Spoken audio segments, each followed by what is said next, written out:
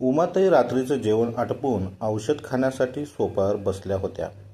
तेवढ्यात अचानक दरवाजाची बेल वाजली. एवढ्या रात्री कोण आला असेल? सुनबाई तर झोपली आहे आणि ऋषिकेश ऑफिसच्या कामासाठी बाहेर गेला आहे.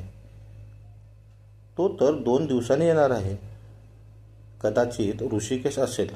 सुनबाईला सरप्राईज द्यायला आला असेल. चल बघतेच कोण आहे, असं मनाशी विचार करत उमाताई दरवाजाकडे निघाल्या. दरवाजा उघडताच, अगं वेदिका आणि अजित, तुम्ही एवढ्या रात्री अचानक? सगळं काही ठीक आहे ना? उमाताई आश्चर्याने म्हणाल्या. वेदिका म्हणाली, हो वहिनी, सगळं ठीक आहे. आम्ही अचानक येऊ शकत नाही का? ही आम्हाला दरवाजातूनच परत पाठवणार आहे. अगं वेदिका, हे तुझं घर आहे, आत या. एवढ्या रात्री अचानक यायचं झालं तर आधी सांगायचं ना. उमाताई म्हणाल्या, वहिनी, हे घर माझंच आहे. मी कधी येऊ शकते. तुम्ही विचारताय, पण मी परकी नाही. तुम्हाला माहीतच आहे, आई असती तर असं विचारलं नसतं. ती ताट जेवणाचं सकट समोर ठेवली असती. वेदिका थोड्या नाराजगीने म्हणाली, हो वेदिका, पण आता रात्रीचे 11:30 वाजलेत. सासूबाई असत्या तरी त्या विचारल्याच असत्या. चांगल्या घरच्या मुली आणि सुना एवढ्या रात्री बाहेर पडतच नाहीत. उमाताई संयमाने म्हणाल्या.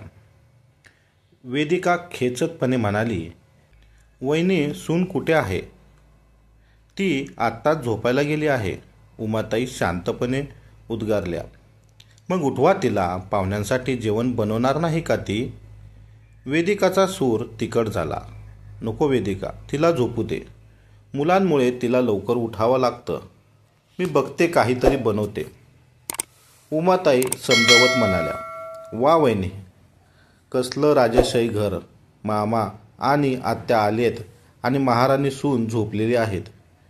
मोठ्या घराण्याचा बोर्ड लावलाय, पण घरांदाज सून कुठे आहे? वेदिका टोमणे मारत म्हणाली.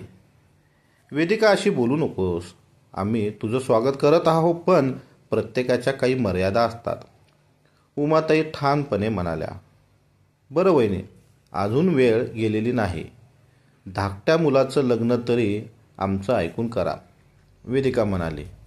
हो वेदिका, सुशील मुलगी भेटली तर नक्की कळव.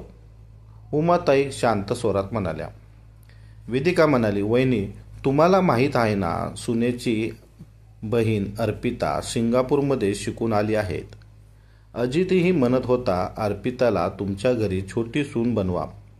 त्यावर उमाताई शांत म्हणाल्या. वेदिका, तू हे काय बोलत आहेस? अर्पिता माझ्या घरात ॲडजस्ट होऊ शकणार नाही. का वहिनी?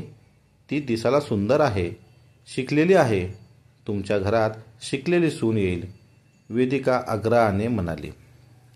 वेदिका, गोष्ट फक्त शिकलेल्या सुनाची नाही. शिकलेल्या मुली बोर्ड लावून घर चालवत नाही. मला अशी सून हवी आहे जी घर सांभाळेल, जशी माझी मोठी सून मानसी आहे. उमाताई ठामपणे म्हणाल्या. वहिनी, मानसीचं एवढं कौतुक करण्यासारखं काही नाही बघा. आम्ही आलो तरी ती उठून सुद्धा बाहेर आली नाही. वेदिकाचा सूर खोचक झाला. उमाताई न डगमगता म्हणाल्या, माझ्या मानसीची लायकी आणि माझ्या ऋषिकेशची वर्तणूक मला चांगलीच माहिती आहे. ऋषिकेशला सांभाळण्याची ताकद फक्त मानसीकडेच आहेत. त्याच्या काही वाईट सवयीमुळे आम्हाला आणि तुम्हाला दादालाही मोकळं सोडावं लागत आहेत. आणि ही गोष्ट कोणापासून लपून राहिलेली नाही. बस झालं वहिनी, मानसीचं कौतुक पुरे. अर्पिता सारखी सून मिळणं तर तुमचं नशीब उघडेल, वेदिका उपरोधाने म्हणाली. वेदिका, उमाताईने तीव्रतेने म्हणाल्या, तुझ्या सूनबाईला मी चांगलं ओळखते. जर ती इतकी चांगली असती तर तू आणि अजित रात्री 11:30 वाजता जेवण न करता इथं आलेच नसता. अजित शांतपणे म्हणाला. वहिनी, तुम्ही कुठल्या गोष्टी कुठे घेऊन जात आहात? आम्हाला फक्त तुमच्या घरी आजचं जेवण खायचं होतं. शिकलेल्या मुलीचं स्थळ सांगितलं तर त्यात चुकीचं काय आहे? उमाताई शांतपणे म्हणाल्या. दादा, माझ्या बोलण्याचा राग आला असेल तर मला माफ कर, पण वेदिका, 4 दिवसापूर्वी तूच जेवण न करता आली होतीस कारण तुझी सून किटी पार्टीला गेली होती. वेदिका रागाने म्हणाली, वहिनी ती शिकलेली आहे, तिचं स्टँडर्ड वेगळं आहे, ती मैत्रिणीबरोबर फिरते, मोठ्या कंपनीत काम करते, म्हणून घरात लवकर चाकर ठेवलेले आहेत. हे बघ वेदिका, मला असं म्हणायचं नाही की ना तिच्या आयुष्य तिला जगू नये, पण तिच्या जबाबदाऱ्या ती विसरता कामा नये. तुम्हा दोघांची काळजी घेणारं तितकंच कर्तव्य आहे. आज ती कुठे आहे? वहिनी, तिच्या माहेरी तिच्या मैत्रिणीच्या नंदेचा साखरपुडा होता म्हणून ती गेली आहे, वेदिका कडवटपणे म्हणाली. वेदिका, मैत्रिणीच्या नंदेचा साखरपुडा तिला एवढा महत्त्वाचा वाटतो का? तिनं दादाचे तब्येतीचे लक्षात घ्यायला हवी होती. तुझ्या सुनेला तुम्हा दोघांची गरज भासली नाही. मग अर्पिता कशी असेल?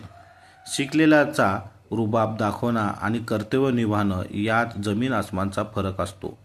तुझ्या सुनेला फक्त माहेरचं कळतं, पण अर्पितालाही तसंच वागणार नाही ना, उमाताईने ठाम शब्दात सांगितलं. उमाताई पुढे म्हणाल्या, मी असं म्हणत नाही की अर्पिता वाईट आहे, ती पण कोणाची तरी मुलगी आहे, पण मी मानसी सारखीच सून आणणार आहे. ती जशी आहे तशीच मला हवी आहे, वेदिका सुनावते. उमावहिनी, ती तर शिकलेली आहे, म्हणूनच तिच्या शिक्षणाचा रुबाब दाखवते, पण कधीच आम्हाला पैसे कमी पडून देत नाही, उमाताई शांतपणे म्हणाल्या. वेदिका, सगळं पैशाने विकत घेता आलं असतं तर तू सुख शांती पैशाने विकत घेऊ शकली असतेस का? नाही ना, माझी मानसी ही कौतुक करण्याच्या लायकीची आहे. वेदिका, तुझा दादा गेल्यानंतर तिने मला आणि ऋषिकेशला खूप सांभाळलं आणि त्यांच्याबरोबर तिच्या 2 मुलालाही ती काळजी घेते. आणि जेव्हा मी आजारी पडते तेव्हा तिने स्वतःची नोकरी सोडली आणि माझ्या मुलाला कसं सांभाळावं लागतं हे तिलाच माहिती आहे. मी माझ्या मुलाच्या चुकीची शिक्षा सुनेला देऊ शकत नाही. त्याचवेळी मानसी हॉलमध्ये येते, हळू आवाजात म्हणते, अरे आत्या मामा, नमस्कार. तुमचं आगमन अचानक झालं. आई, तुम्ही मला उठवलं का नाही? उमाताई हसून म्हणाल्या, काय हरकत नाही बेटा, खूप उशीर झाला होता म्हणून तुला उठवलं नाही. मानसी म्हणाली, अच्छा, तुम्ही बसून घ्या, मी काहीतरी खायला घेऊन येते. मानसी स्वयंपाकघरात जात असतानाच उमाताई म्हणाल्या, मानसी थांब, मीही तुला मदत करते. मानसी मऊ आवाजात म्हणाली, नको आई, तुम्ही तुमचं औषध घेतलं का? कदाचित तुम्ही अजून औषध घेतलं नाही, मी पटकन काहीतरी बनवून आणते. उमाताई हसून म्हणाल्या, बघ वेदिका, माझी मानसी किती संस्कारी आहे, सुशील आणि समजूतदार आहेत, याला म्हणतात घरचं नाव रोशन करणं.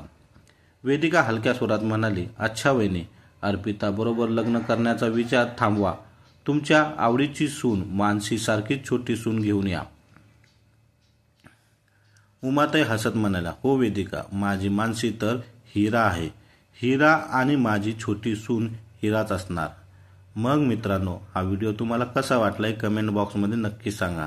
आवडला तर शेअर करा आणि चॅनलला सबस्क्राईब करायचं विसरू नका. धन्यवाद.